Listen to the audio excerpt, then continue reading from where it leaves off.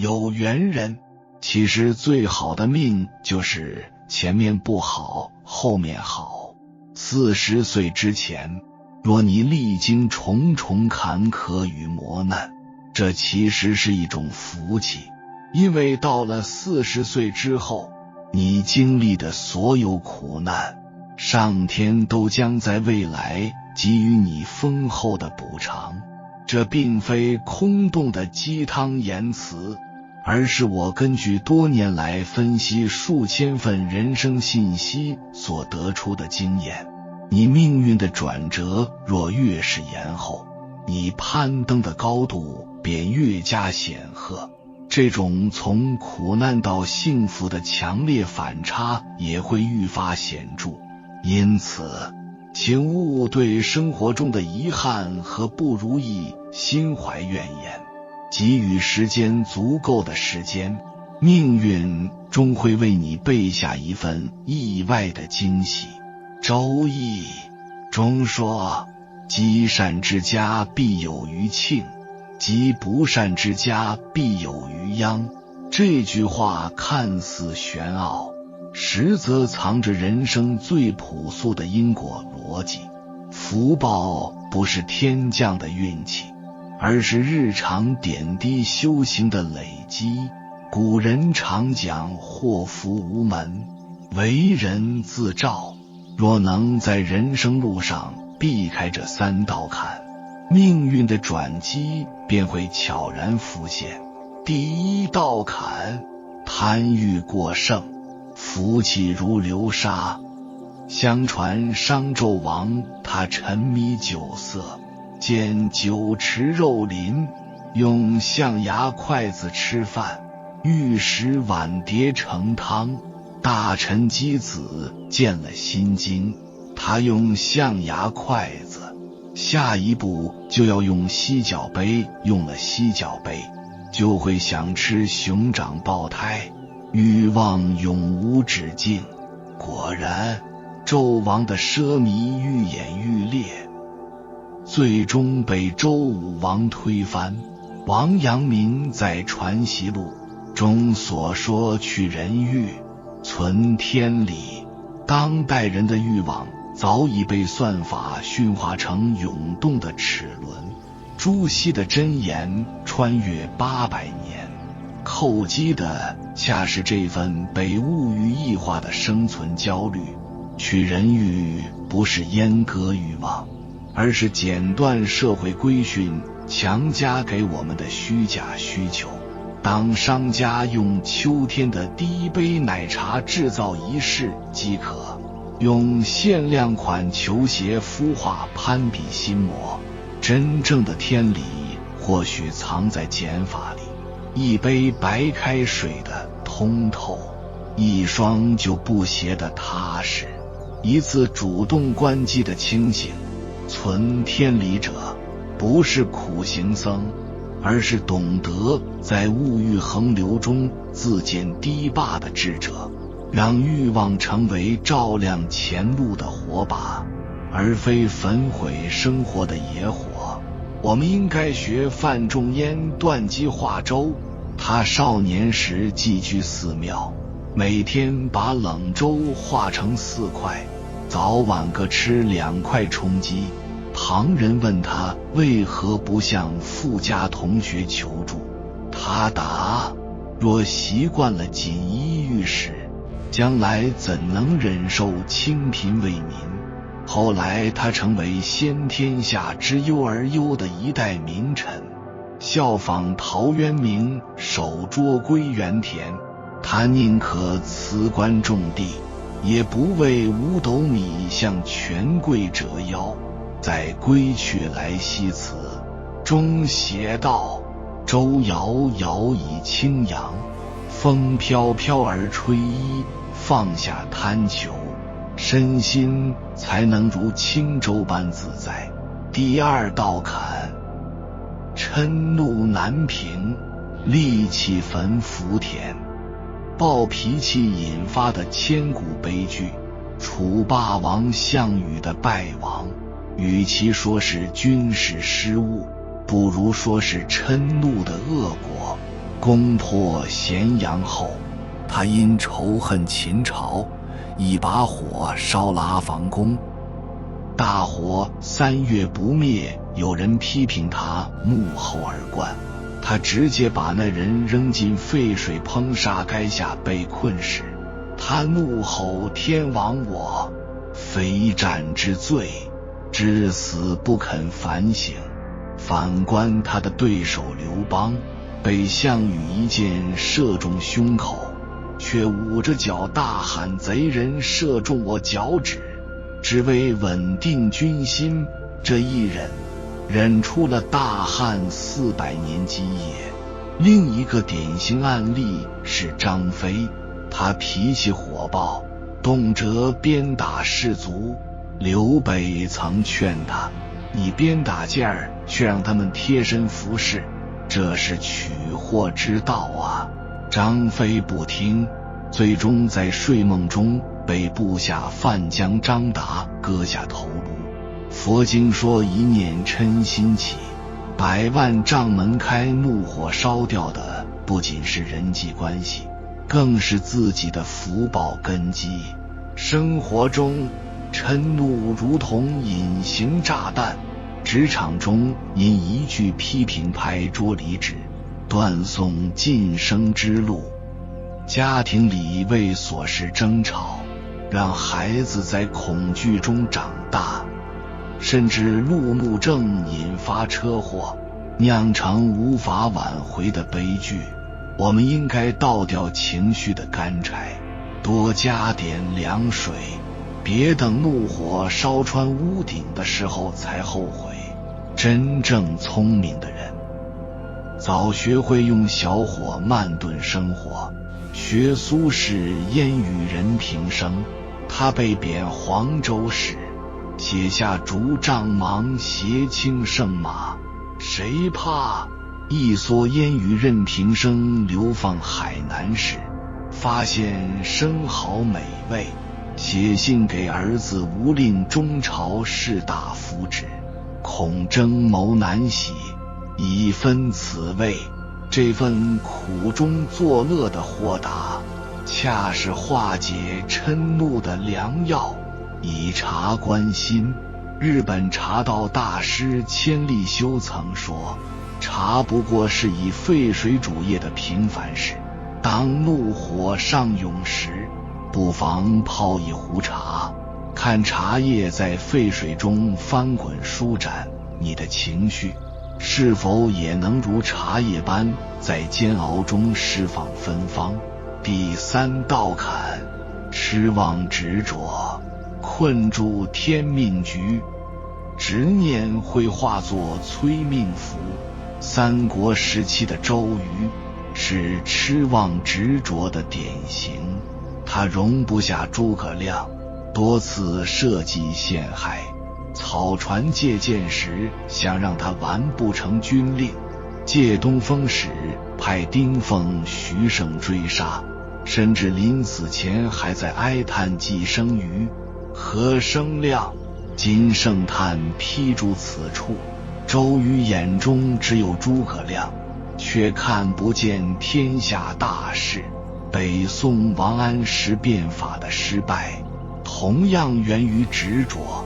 他推行新政时高喊天变不足为，祖宗不足法，人言不足序，强行废除一切反对声音，结果政策漏洞百出，百姓苦不堪言，连支持变法的宋神宗都叹息。朕与安史可谓相负。谈经六祖慧能说，菩提本无树，明镜亦非台，连追求开悟的念头都是枷锁。正如手握流沙，摊开掌心反而能留住更多。打工人为升职996拼命，累垮身体后反问，我到底在追求什么？甚至修行者也陷入怪圈，有人每天打坐8小时只为开悟，反而离道愈远。庄子说，智人无己，神人无功，圣人无名。真正的智慧是像他笔下的虚舟，空船漂流水上，即使撞到人也不会引发争执，给心灵留一片空山。学张良功成身退，他帮刘邦夺得天下后，放弃封赏，隐居山林，只求愿弃人间事，从赤松子游，效法范蠡三散家财。他筑勾践复国后，带着西施泛舟太湖，3次经商成巨富，又3次散尽家财。他说，财如流水，聚散皆是天道，实践空悲日，每月选一天，关掉手机，清空待办清单，像唐代诗人王维那样行到水穷处，做堪云起时，在空白中发现生命本来的丰盛。修心是最高级的改命。围炉夜话中说，有不可及之志，必有不可及之功。人生3道坎，本质是贪嗔痴3毒的外显。破贪欲不是要人安于贫困，而是像庄子笔下的鹪鹩，巢于深林，不过一只化嗔怒，不是强行压抑情绪，而是如曾国藩所言，未来不迎，当下不杂，既往不恋，断执念，不是消极躺平，而是如《金刚经》所教，因无所住而生其心，像天空包容飞鸟，却不留痕迹。真正的福报从不在远方的神话里，而在脚下心性的修行中。当你不再被物欲牵着鼻子走，不被怒火烧毁理智，不被执念困住视野时，自会明白上书中天道酬勤，厚德载物的真意。人生最大的好运原是修出来的。然而在这繁华浮躁瞬息万变的世界里，人们往往忙于追逐外在的功名利禄，而忽视了内在修养的重要性。在追逐物质财富和社会地位的时候，我们往往忽略了心灵的成长和提升，导致内心的空虚和不安。这是因为有一个关于提升福报的秘密却被很多人忽视了，那就是不断提升自己的内在修养和智慧。福报并不是来自于外在的世俗成就，而是来自于内心的平静与善良。只有通过不断深化自我认知，提升心灵境界，我们才能真正拥有持久的幸福和福报。拥有了大福报的人，真心如同神明，能够照亮一切，往往拥有最强大的能量。他们开启了内心的真实自我，因此得到了巨大的加持和智慧。相比之下，那些用妄心心思杂乱思虑过重的人，却无法圆满照见，感知周围的一切，也无法让万物归顺于自己。告诉你一个关于提升福报的秘密，福报的真正秘密不仅仅在于我们表面的行为，而更深层次的源自于我们内在的认知和智慧。很多人尽管在外表上表现出行善布施的行为，然而却因为停留在表面的功利性，而无法深刻参透这些行为背后的意义和逻辑。只有不断提升我们的认知，才能够真正承接更多的福报。每一次认知提升都会带来新的能量，让我们的心灵得以不断向上发展。然而旧有的认知往往会成为我们进步的阻碍，阻碍新的能量涌入我们的生命。因此我们需要不断清洗过去的认知，拿掉那些已经过时的观念和信念，以便让新的福报得以到来。所谓积善之家必有余庆，积恶之家必有余殃。诱人为善，福虽未至，祸已远离；人为恶，祸虽未至，福已远离。那我们该如何增加福报呢？以下10个关键词，增长福报最快最有效。请深刻领悟：1戒杀放生，2诵经念佛，3戒除邪淫，4长远精进，5救人急难，6惜福惜缘，7劝人向善，8护持正法，9仁爱布施，10为人助念。行善正当时，命运不等人。积累福报要有慈悲之心，福慧需要点滴的积累。改变命运的道路或许是艰辛的，但是不改恐怕会更加辛苦。正如一句古语所说，旧的不去，新的不来。只有通过培养内心的善良与智慧，我们才能真正找到内心的平静与安宁。因此提升福报的关键在于内在修养的提升，而不是单纯追逐外在的功名利禄。我们今生有幸得人身闻佛法，就要念念修行，要遇顺境而不贪，与逆境而不嗔，心存正见，行为端正，珍惜光阴，勇猛精进，珍惜福报，远离五欲，内心清净无染。自信中本来具有的智慧福报自然会显现。试问世间有什么功德比度人成佛更为殊胜？我们若遇到这样的机缘，一定不要错过，尽心尽力，无怨无悔地去做。因果不空，度别人成佛就是度自己成佛。只有当我们勇于接受并深入理解这些新的能量时，我们才能真正打开福报之门。此片刷到就是属于你的宇宙讯息，千万不要认为这个影片仅仅是一篇文字，它更是一种超越时空的宇宙讯息。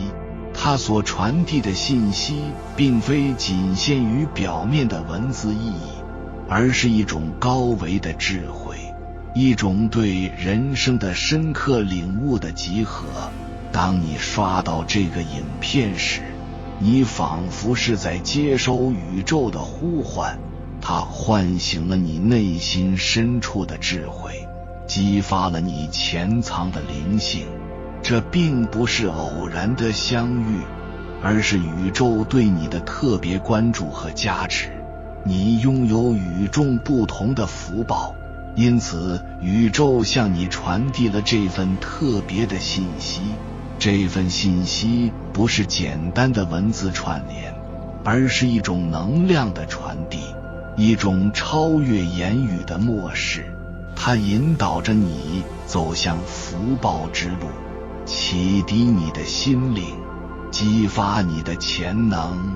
这段文字的背后蕴含着宇宙的智慧和爱意。当你能够深入领悟其中的内涵，你就能够更好地理解自己的存在意义，更清晰地认识自己的使命和责任。这不仅是一次精神层面的觉醒，更是一次灵魂的升华。因此，当你刷到这个影片时，请用心感受其中蕴含的能量，跟随着宇宙的呼唤，走向属于你的福报之路。请传递此信息，因为你值得拥有更多，因为你拥有着与众不同的福报。这份特别的宇宙讯息是对你的肯定和祝福。悟透此文，你就能拥有大福报。